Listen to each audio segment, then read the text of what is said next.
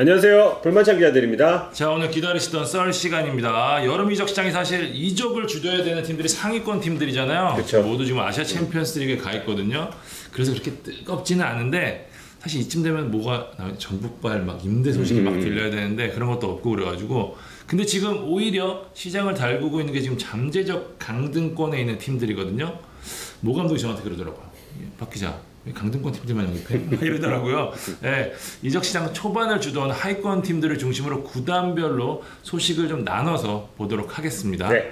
자, 순위표대로 가보도록 하겠습니다. 가장 먼저 언급할 팀이 광주입니다. 아마도 올여름 가장 큰 딜이 될 가능성이 높죠. 펠리페 이적 그리고 조나탄 영입으로 시끌시끌한데요. 한번 다룬 적이 있긴 하지만 워낙 큰 건이었던 만큼 빠르게 전후 뒷이야기를 전해드리도록 하겠습니다. 네, 광주의 펠리페가 중국 청두로 가고 청두의 조나탄이 광주로 가는, 이게 될까 싶었던 딜이 성사 직전입니다. 그때도 그렇게 말씀드렸었죠. 네, 제가 99% 완료라는 기사까지 썼는데 지금쯤 한 99.6% 정도라고 보시면 될 것 같습니다. 네, 거의 지금 100%를 향해 달려가는 중인데요. 기사에 모두 다 담았기 때문에 크게 새로운 얘기는 지금 드릴 건 없지만 좀 정리를 하자면, 이 딜의 시작은 일단 청두가 펠리페를 원하면서 시작이 됐다고 보는 게 맞습니다. 꽤 오래전부터 원했었죠. 그렇습니다. 예, 서정원 감독이 청두를 이끌고 있는데 펠리페를 원했고, 현재 시장 상황을 고려할 때 꽤 괜찮은 금액인 180만 달러, 한화로 22억 원 정도를 제시를 했습니다. 네. 150만까지 내려갔다가 막판에 다시 180만까지 올라간 걸로 그렇게 알고 있고요. 이 딜에 K리그 득점왕 출신인 조나탄이 포함된 겁니다. 이 순서를 명확하게 알고 계시면 좋을 것 같아요. 수합 딜은 아니지만 펠리페 딜에 조나탄이 꼈다. 이 점에 대해서 조나탄이 굉장히 신경 쓰고 있다고 하더라고요. 그렇구나. 네, 왜냐하면 과거에 몸담은 K리그 팀이 있으니까, 수원. 네, 있으니까 본인은 이 딜에 껴서 간다는 거를 조금 강조를 하는 것 같고요. 어쨌든 조나탄이 딜에 포함된 이유는 크게 두 가지로 볼 수 있습니다. 우선 이적료. 광주는 220만 달러 이상을 원했는데 청두가 제시한 금액과 갭이 좀 있잖아요. 40만 그쵸. 달러. 이걸 어떻게 메울까 이렇게 좀 논의를 하다가, 그럼 조나탄을 반년 임대하고 연봉을 우리가 상당수 보전을 해줄게, 그렇게 해서 이제 딜이 성사가 됐는데, 펠리페의 실질적인 이적료는 그런 의미에서는 뭐 28억 이상도 이라고 좀 생각을 해도 될 것 같습니다. 광주가 펠리페 이전 브라질 소속팀과 계약 조건에 따라서 이적료를 반반 나누잖아요. 그래서 여기서 이제 뭐 조나탄 그 반반 나누는 것만 해도 일단 10억 이상은 챙기게 되는 나쁘지 않은 그런 딜을 했고요. 조나탄이 근데 왜 다른 선수도 아니고 이 딜에 꼈냐 하면 비자 문제가 조금 있습니다. 맞아요. 네. 네, 브라질에서 중국으로 바로 가기에는 지금 비자가 발급이 되지 않은 상태에서 한국, 정확히는 송도에 머물면서 좀 상황을 지켜봤습니다. 맞아요. 그럼 같은 브라질 출신인데 펠리페는 왜 나오냐? 펠리페는 국내에서 3년을 뛰었잖아요. 그래서 외국인 등록증이 지금 유효한 상황입니다. 그래서 원하는 날짜에 출국을 할 수 있는데, 그렇더라도 이제 비자 어떤 그 발급 과정이 있기 때문에 현재는 비자 발급 기다리고 있습니다. 그래서 비자 문제도 청두가 펠리페를 적극적으로 원하는 이유라고 저는 알고 있습니다. 조금은 좀 조나탄 중심으로 말씀을 드렸는데, 그럼 펠리페가 너무 돈만 보고 광주가 지금 강등권 싸움 중인데 떠났다고 생각하시는 분들 계시겠지만, 실제로는 국내 잔류를 좀 원했습니다. 특정하자면 우승권인 전북과 울산에서 도전하고 싶은 생각이 강했고, 오퍼도 기다린 걸로 알고 있습니다. 맞아요. 네. 저희가 이적시장 프롤로그 때도 말씀드렸죠. 펠리페 측에서 전북과 울산으로 쫙 찢어져서 역제의를 하기도 했었는데, 광주에서도 지금 계속해서 도전하면 좋지만 우승권팀에서 한번 뛰어보고 싶다. 비록 지금 청두나 중국에서 제시한 연봉에 못 미치더라도 본인은 K리그 정상급 팀에서 한번 해보고 싶다. 이런 의지가 있었지만 언제까 기다릴 수 없는 노릇이거든요. 그래서 가장 빠르게, 가장 먼저 손을 내민 청두의 손을 잡았습니다. 조나탄은 이달 말 얼마 안 남았네요. 자가격리 마치고 7월 1일에 메디컬 테스트를 받을 예정입니다. 펠리페와 조나탄 이 어찌됐건 뭐 결과적으로 유니폼을 바꿔 입게 된 건데, 네. 자, 조나탄이 얼마만큼 해주냐에 따라서 저희가 말씀을 드렸지만 강등 전쟁 요동을 칠 수도 있다 라는 말씀 전해드리고 싶고요. 네. 자, 에피소드 이야기도 좀 해야죠.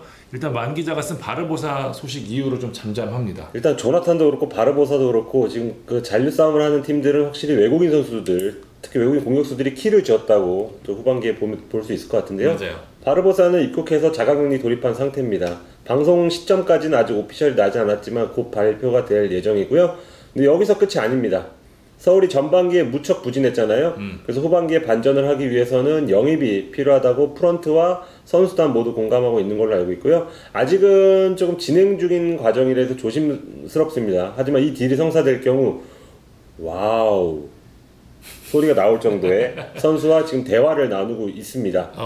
예, 저희가 항상 뭐 뺏기는 캐릭터가 있는데 뺏기지 않고 볼만찬에서 먼저 터뜨릴 수 있도록 팔로우를 일단 할 거고요. 볼만찬에서 먼저 좀 알려드릴 테니까 조금만 기다려주시면 감사하겠습니다. 와우 소리가 나올 만한 선수라니. 아 그럼요. 예, 이거 무조건이에요. 이거는 뭐 들어보지 못한 이런 선수는 아니고 못 들어봐서 와우가 아니고 모두가 아는 선수여서 와우라는 말씀을 먼저 드리고, 일단 이적 자금이 충분하지 않기 때문에 장바구니에 담긴 모든 물건들을 구매는 할 수 없거든요.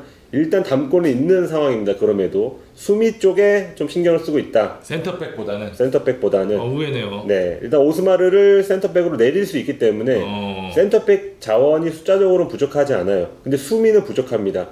지금 한찬이까지 군입대를 하면서 지금 기성용 오스마르로 지금 근근히 살아가고 있거든요. 근데 오스마르를 내릴 가능성이 높다 이거죠. 네, 내린다면 기성용이 혼자 버텨야 되는데 기성용이 확실히 기동력이 좀 떨어지다 보니까 기동력이 있는 미드필더를 좀 찾고 있습니다. 근데 국내에서 지금 물색을 하고 있는데 주전급은 아무래도 쉽지 않으니까 약간 출전 실력은 있지만 출전 기회를 많이 받지 못하는 선수 위주로 좀 찾고 있는 걸 알고 있고요. 아시아 쿼터도 수비형 미드필더 괜찮은 선수가 있다면 가성비 좋은 선수를 좀 물색을 하고 있습니다.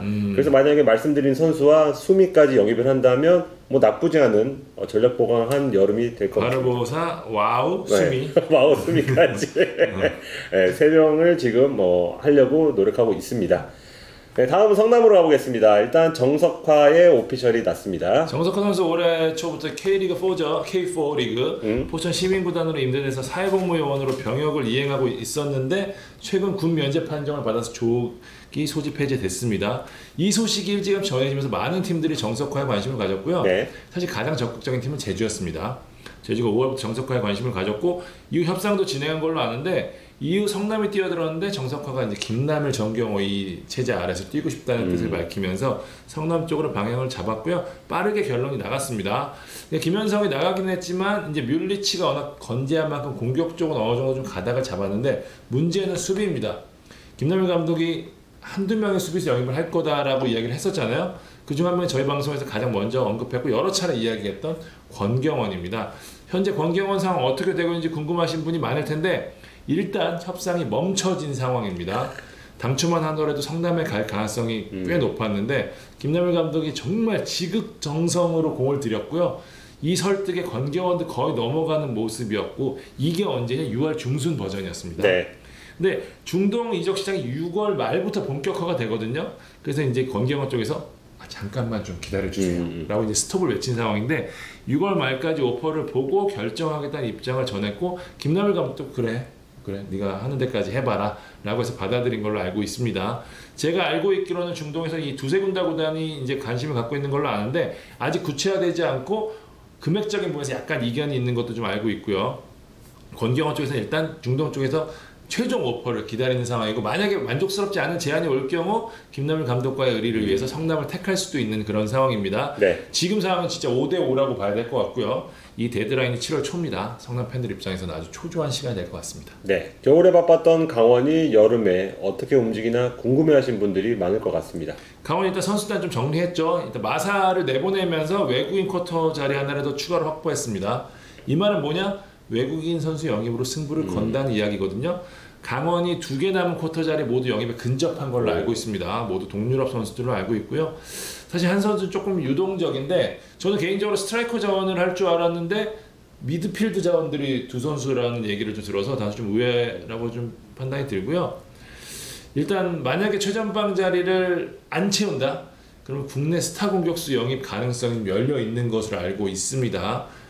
이 과정에서 사실 좀 이승우 영입설도 좀 있었거든요. 이승우가 K리그 복귀를 추진한 게 맞습니다.